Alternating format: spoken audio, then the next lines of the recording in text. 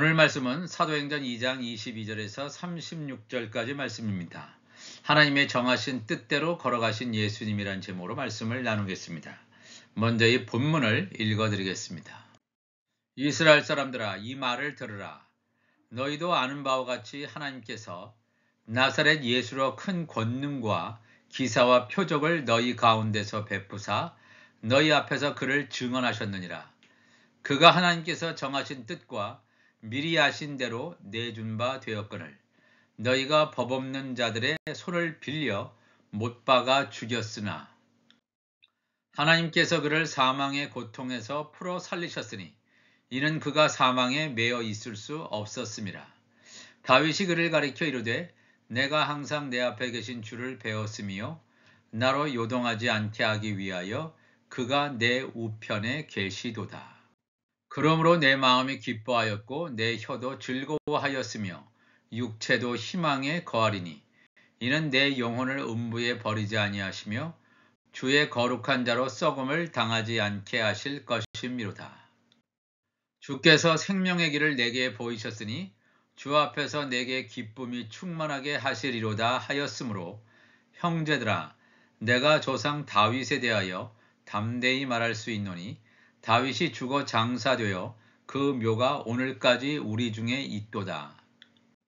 그는 선지자라. 하나님이 이미 맹세하사 그 자손 중에서 한 사람을 그 위에 앉게 하리라 하심을 알고 미리 본고로 그리스도의 부활을 말하되 그가 음부에 버림이 되지 않고 그의 육신이 썩음을 당하지 아니하시리라 하더니 이 예수를 하나님이 살리신지라. 우리가 다 이 일의 증인이로다. 하나님이 오른손으로 예수를 높이심에 그가 약속하신 성령을 아버지께 받아서 너희가 보고 듣는 이것을 부어주셨느니라. 다윗은 하늘에 올라가지 못하였으나 친히 말하여 이르되 주께서 내 주에게 말씀하시기를 내가 네 원수로 네 발등상이 되게 하기까지 너는 내 우편에 앉아 있으라 하셨도다 하였으니 그런즉 이스라엘 온 집은 확실히 알지니 너희가 십자가에 못 박은 이 예수를 하나님이 주와 그리스도가 되게 하셨느니라 하니라. 아멘. 하나님의 정하신 뜻대로 걸어가신 예수님이다 하는 제목으로 말씀을 나누겠습니다. 이 사도 베드로는 여호와의 7절기 가운데서 봄절기 네 번째 절기인 오순절에 내린 이른비 성령의 임하심을 경험하고 난 이후에 우리가 지난주에 살펴본 대로 구약의 요엘 선지자가 예언했던 말씀을 통해서 예수님의 재림 때에도 부어질 늦은 비 성령 사건에 대하여 말씀하고 있습니다. 예수님의 초림 사건 이후에 등장하는 오순절 사건만 얘기하는 것이 아니라 예수님의 재림 직전, 그러니까 이 나팔절 전에 부어지는 늦은 비 성령 사건에 대해서 말씀하고 있다고 지난주에 증거했습니다. 그렇다면 이어서 베드로는 성령으로 잉태하여 오신 하나님의 아들 예수님에 대하여 자세하게 증거하고 있습니다. 예수님의 십자가 죽음 사건은 갑작스럽게 일어난 어떤 즉흥적인 구원 사건이 아니라 창세 전에 하나님에 의해서 철저하게 기획되어진 사건이라는 것입니다. 인류의 첫사람인 아담이 등장하기도 전에 이미 설계되어지고 기획되어졌다는 것입니다. 하나님께서 역사에 등장시키고 싶어 했던 바로 그분, 그 한 분, 바로 예수라는 분입니다. 열방에서 오순절을 지키기 위해서 모여든 이스라엘 사람들아, 너희들이 정말로 알아야 할 것은 종교 행위로 너희들이 그런 절기를 지키는 그런 오순절을 비롯하여 여호와의 7절기들이 사실은 영적인 의미로 들어가 보면 예수와 연관을 맺고 있다는 것이다. 하나님께서 행하시는 권능, 기사, 표적은 예수를 통해서 이루어지는 것임을 확증하고 있다는 것을 오늘 성경은 우리에게 증거하고 있습니다. 이스라엘 사람들아, 이 말을 들으라. 너희도 아는 바와 같이 하나님께서 나사렛 예수로 큰 권능과 기사와 표적을 너희 가운데서 베푸사 너희 앞에서 그를 증언하셨다. 하나님이 예수를 증언하신 거예요. 그가 하나님께서 정하신 뜻과 미리 아신 대로 내준 바 되었거늘 예수님이 잡히도록 이렇게 허락했다, 내주었다.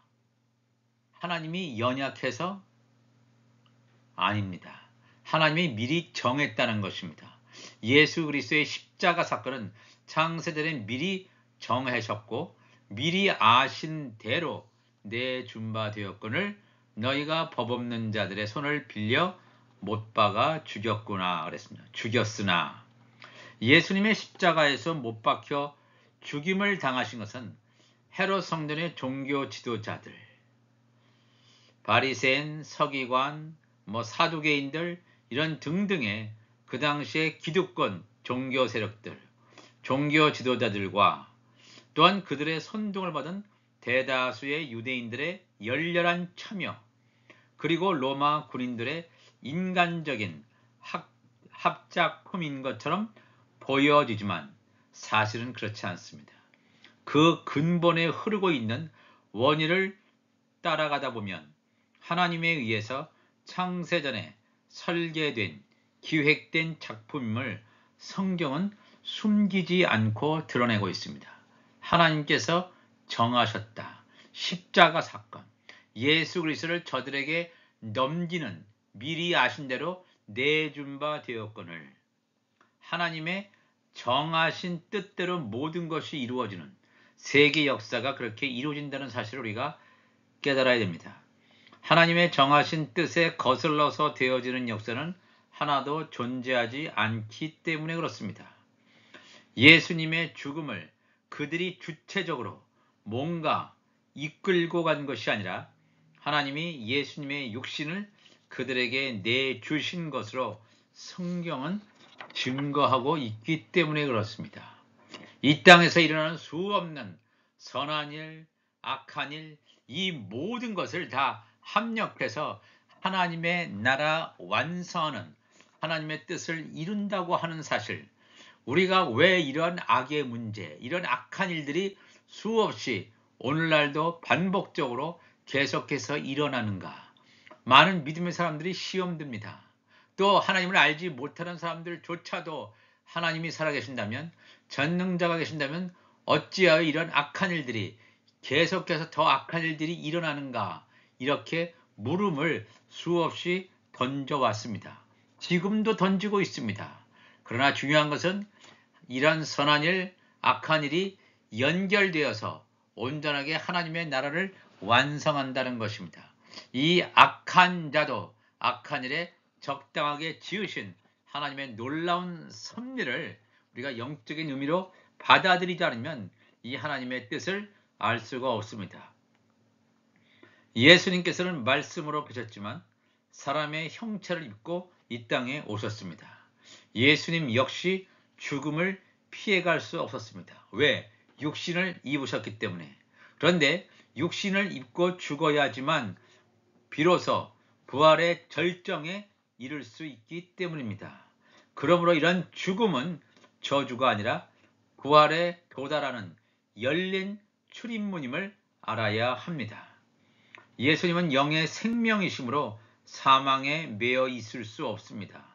율법 아래에 초등 학문에 종노릇하고 있는 수많은 사람들을 위해서 예수님 자신이 율법 아래에 있는 것을 마다하지 않으셨지만 하나님이 정하신 때가 이르렀을 때 아들의 명분으로 세워지는 것을 성경은 낱낱이 우리에게 증거하고 있습니다. 사도행전 2장 24절 보니까 하나님께서 그를 사망의 고통에서 풀어 살리셨으니 이는 그가 사망에 매여 있을 수 없었습니다.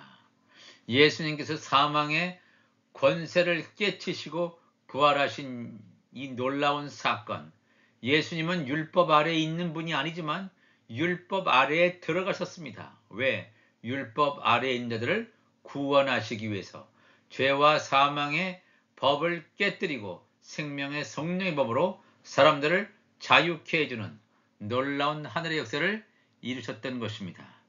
그렇기 때문에 갈라디아서 4장 1절에 내가 또 말하노니 유업을 이을 자, 하나님 나라의 유업을 이을 자 먼저 예수 그리스도죠.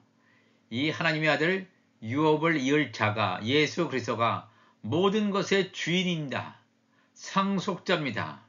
모든 것의 주인이나 어렸을 동안에는 종과 다름이 없어서 이 어렸다라고 하는 것은 영적으로 어리다라는 것이 아니라 하나님의 정한 때가 되기 전에는 종과 다름이 없어서 그 아버지가 정한 때까지 후견인과 청지기 아래에 있나니 이와 같이 우리가 따르는 예수 그리스도도 율법 시대에 오셔서 하나님의 정한 때까지는 율법 아래에서 복종하고 순종하시면서 살아오셨습니다.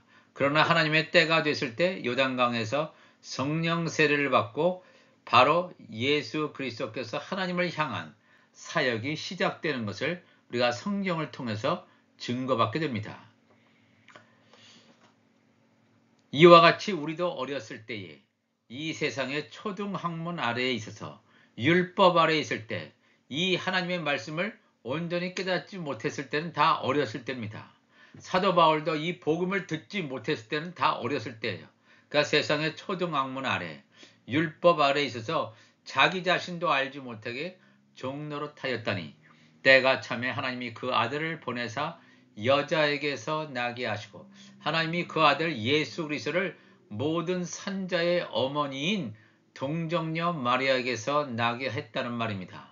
왜냐하면 이 동정녀 마리아도 물론 율법 아래에 있는 여인이었지만 하나님의 아들로 예비된 자입니다. 예수님의 지체로 예비된 자예요. 하나님께서 정결한 이런 그릇으로 동정녀 마리아를 예비하셨습니다. 동정녀 마리아에게서 나게 하시고 율법 아래에 나게 하신 것은 율법 아래에 있는 자들을 속량하시고 우리로 아들의 명분을 얻게 하려 하심이라.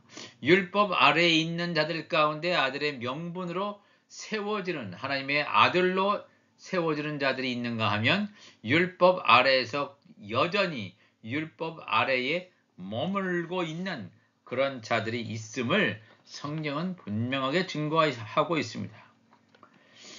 또한 다윗은 구약시대에 성령을 받기 전에도 이미 예수 그리스도의 존재에 대하여 이 놀라운 사실을 깨달았음을 성경은 증거하고 있습니다. 사도행전 2장 25절부터 보니까 다윗이 그를 가리켜 이르되 내가 항상 내 앞에 계신 주를 배웠으며 나로 요동하지 않게 하기 위하여 그가 내 우편에 계시도다. 그러므로 내 마음이 기뻐하였고 내 혀도 즐거워하였으며 육체도 희망에 거하리니 이는 내 영혼을 음부에 버리지 아니하시며 주의 거룩한 자로 썩음을 당하지 않게 하실 것임이로다 그랬습니다. 이 다윗이 예수 그리스도의 존재에 대한 이러한 말씀에 대한 이 조명을 보면 놀라운 것을 금할 수가 없습니다. 하나님 우편에 계신 예수 그리스도의 존재에 대한 이 다윗의 놀라운 경험을 표현하고 있습니다. 이 다윗은 예수의 몸이 썩지 않을 것임을 증거하고 있습니다. 첫사람 아담 이래로 모든 사람들이 죽은 후에 육신의 썩음을 경험해 왔지만 예수는 전혀 다른 케이스다. 썩음을 당하지도 않고 예수님께서 죽으신 이후에 예수님의 시체도 온데간데 사라진 역사를 우리는 성경을 통해서 이미 알고 있습니다. 예수 그리스도는 그 안에 말씀으로 가득 찬 자였다. 성령으로 충만한 자였음을 우리가 이 말씀을 통해서 알게 됩니다. 그래서 로마서 8장 11절 보면 사도 바울이 이렇게 증거합니다. 예수를 죽은 자 가운데서 살리신 이의 영, 예수의 죽은 몸을 신령한 몸으로 부활시킨 것, 죽은 자 가운데서 살리신 이의 영, 성령이 예수 안에 충만했다는 것입니다. 예수를 죽은 자 가운데서 살리셨다면 그 예수가 너희 안에 거하신다면 그리스도 예수를 죽은 자 가운데서 살리신 이가 너희 안에 거하시는 그의 영으로 말미암아 너희 죽을 몸도 살리시니라. 이 마지막 때 이 나팔절 전에 이 하나님께서 우리들을 휴거시킬 때, 우리들을 하늘로 데려갈 때 어떤 사람을 휴거시키냐, 어떤 사람을 들림받게 하냐, 우리 안에 너희 안에 거하시는 그의 영, 성령으로 충만히 거하여 있는 자, 그 자를 하나님께서 들림받게 하시겠다라는 것입니다. 너희 죽을 몸도 살려서 데려갈 것이다. 그 첫 번째 케이스가 예수 그리스도예요. 예수 그리스도께서 죽었다가 다시 사셔서 하늘에 가신 것처럼 하나님의 아들들, 예수님의 지체들도 동일하게 그 길을 갈 것임을 분명히 증거하고 있습니다. 요한복음 3장 34절 이하에도 하나님이 보내신 이는 하나님의 말씀을 하나니, 하나님이 보내신 자 예수 그리스도, 하나님의 보내신 자 예수 그리스도의 이 지체, 예수 그리스도의 지체를 통해서 성령이 말하게 하심을 따라 말씀을 증거할 때 그 속에 하나님의 말씀으로 가득 차 있으니까 입을 벌릴 때 하나님의 말씀이 나올 수밖에 없습니다. 이는 하나님이 성령을 한량없이 주셨기 때문에 가능하다라고 하는 것을 성경은 여러 곳에서 이미 우리에게 증거하고 있습니다. 사도행전 2장 29절 보니까 형제들아 내가 조상 다윗에 대하여 담대히 말할 수 있느니 다윗이 죽어 장사되어 그 묘가 오늘까지 우리 중에 있도다. 그는 선지자라 하나님이 이미 맹세하사 그 자손 중에서 한 사람을 그 위에 앉게 하리라 하심을 알고 다윗의 위로 오신 예수 그리스도죠. 미리 본고로 그리스도의 부활을 말하되 그가 음부에 버림이 되지 않고 그의 육신이 썩음을 당하지 아니하시리라 하더니 그랬어요. 예수 그리스도의 육신은 썩음을 당하지도 않고 온전히 사라져버린 이 놀라운 신비의 사건은 빈 무덤의 사건을 우리가 다 복음서를 통해서 우리 익히 알고 있습니다. 이 예수를 하나님이 살리신지라 우리가 다 이 일의 증인이로다. 하나님이 오른손으로 예수를 높이심에 그가 약속하신 성령을 아버지께 받아서 너희가 보고 듣는 이것을 부어 주셨느니라 그랬죠. 이 하나님께서 오른손으로 예수를 높여가지고 약속하신 성령을 아버지 하나님으로부터 받아서 너희 보고 듣는 이것을 부으셨다. 너희 보고 듣는 이것이 바로 무엇이냐면 성령이죠. 하나님 나라의 모든 비밀이 다 예수님 안에 녹아 들어가 있습니다. 왜냐하면 예수님은 말씀입니다. 언약궤예요. 또 예수님은 하나님 보좌 우편에 계신 영광 보좌, 아들의 영광 보좌에 계신 예수 그리스도. 바로 예수님은 주인이죠. 하나님 나라의 유업을 이을 상속권자입니다. 전 우주를 통치할 수 있는 통치권까지 소유하고 있는 자. 그 약속하신 성령을 아버지께 받아서 너희가 보고 듣는 이것을 부어주셨느니라. 예수님께서 성령을 아버지로부터 받아서 너희들에게 오순절 강림 사건 때 성령을 주시는 분이 바로 예수 그리스도라고 하는 것을 이 사도행전을 통해서 증거하고 있습니다. 요한복음 1장 32절 보니까 세례 요한이 이렇게 예수 그리스도에 대해서 증거하고 있습니다. 요한이 또 증언하여 이르되 내가 봄에 성령이 비둘기같이 하늘로부터 내려와서 그의 위에 머물렀더라. 나도 그를 알지 못하였으나 나를 보내어 물로 세례를 베풀라 하신 그이가. 여기 나오는 이 세례 요한은 율법 시대의 마지막 선지자입니다. 율법 시대의 마지막 선지자이기 때문에 물 세례 이외에는 줄 수가 없습니다. 예수 이름의 죄사함의 세례도 줄 수 없습니다. 예수 이름의 죄사함의 세례는 성령을 받은 예수님의 제자들 이외에는 줄 수가 없기 때문에 이 세례 요한은 물 세례를 베풀라 하신 그 하나님께서 너는 물 세례만 베풀라. 왜? 율법 시대의 마지막 선지자이기 때문에. 너는 하나님의 종이기 때문에 그렇다는 것입니다. 그이가 나에게 말씀하시되 성령이 내려서 누구 위에든지 머무는 것을 보거든 그가 곧 성령으로 세례를 베푸는 이인 줄 알라 하셨기에. 성령으로 세례를 주는 이가 누구냐? 바로 요단강에서 성령 세례를 받은 예수 그리스도임을 성경은 정확하게 우리에게 증거하시고 있습니다. 이 성령 세례를 받은 자들이 바로 하나님의 아들이라는 것입니다. 계속해서 사도행전 2장 34절에 다윗은 하늘에 올라가지 못하였으나 친히 말하여 이르되 주께서 내 주에게 말씀하시기를 내가 네 원수로 네 발등상이 되게 하기까지 너는 내 우편에 앉아 있으라 하셨도다 하였으니 그런즉 이스라엘 온 집은 확실히 알지니 너희가 십자가에 못 박은 이 예수를 하나님이 주와 그리스도가 되게 하셨느니라 그랬습니다. 다윗은 하나님의 자녀입니다. 하나님의 아들이에요. 그럼에도 불구하고 예수님 토림할 당시에 이 다윗은 하늘에 올라가지 못했어요. 왜? 아직 성령을 받지 못했기 때문에. 성령을 오순절 강림 이후에 마태복음 27장 이하에 보면 이들이 하나님의 아들들이 살아나와서 오순절 성령 강림 사건을 경험함으로 말미암아 나고원에 가는 놀라운 신비의 사건이 마태복음 27장에 기록이 되어 있습니다. 우리가 이 말씀을 보면 하나님의 말씀은 엄청난 말씀입니다. 죽은 하나님의 아들들이 다 천국에 간 게 아닙니다. 노아나 또 다른 또 아브라함이나 에녹이나 이런 많은 하나님의 아들들이 아직 하늘에 올라가지 못했습니다. 어디 있냐면 중간 단계인 낙원에 있음을 성경은 우리에게 증거하고 있습니다.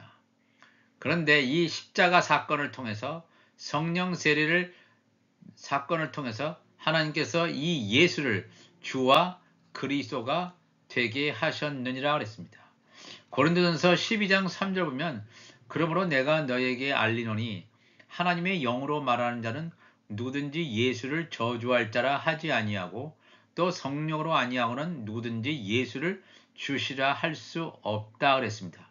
예수님을 주시라 그리스도라고 온전히 고백하는 것, 이것은 나의 입으로가 아니라 내 마음으로 고백하는 것은 성령을 받은 자만이 고백한다는 거예요. 성령을 받지 않고 예수를 주시라, 이건 다 그냥 립 서비스죠. 그냥 입술로만 얘기하지만 그 안에는 성령이 없이 그냥 입으로만 고백하는 그런 고백 말고 성령을 통해서 예수를 주시라고 고백할 수 있는 것은 성령을 통해서만이 된다는 사실을 증거하고 있습니다. 오늘도 우리가 이 말씀을 통해서 이 사도 베드로가 오순절 성령 강림 사건 때 임한 놀라운 성령 세례를 경험하면서 자기가 들었던 이 말씀을 완전히 새롭게 재해석해서 구약을 재해석해서 말씀을 증거하고 있습니다. 예수님께서 왜 그렇게 길을 가셨는지 하나님의 정하신 뜻대로 걸어가신 것입니다. 예수님 당신 자신의 뜻이 아니라 하나님 아버지께서 허락하신 명령하신 그 길에 순종하며 걸어가셔서 새롭고 산 구원의 길을 열어놓으신 것처럼 오늘도 우리가 예수님께서 열어놓은 구원의 길을 온전히 걸어갈 수 있는 우리 모두가 되시기를 주님의 이름으로 축원합니다. 다 같이 기도하시겠습니다. 하나님 아버지 감사합니다. 오늘도 귀한 말씀을 나누었습니다. 우리가 온전히 이 말씀을 먹습니다. 예수님께서 성찬식을 통해서 예수님의 제자들에게 떡과 포도주를 나누어 주신 것처럼 우리가 이 생명의 떡을 먹었습니다. 이 생명의 떡이 우리 안에 흘러들어가서 예수 그리스도의 생명의 포도주가 우리 안에 흘러들어가서 우리의 모든 어두움의 세력들 이런 것들을 다 쫓아내버리고 우리 안에 하나님의 나라가 온전히 임함으로 말미암아 내 잔이 넘치는, 그래서 성령이 말하게 하심을 따라 말씀을 증거하는 온전히 마지막 때 노아와 같은 요셉과 같은 그런 사명자들이 되게 하여 주옵소서. 감사하며 거룩하신 예수님의 이름으로 기도합나이다. 아멘.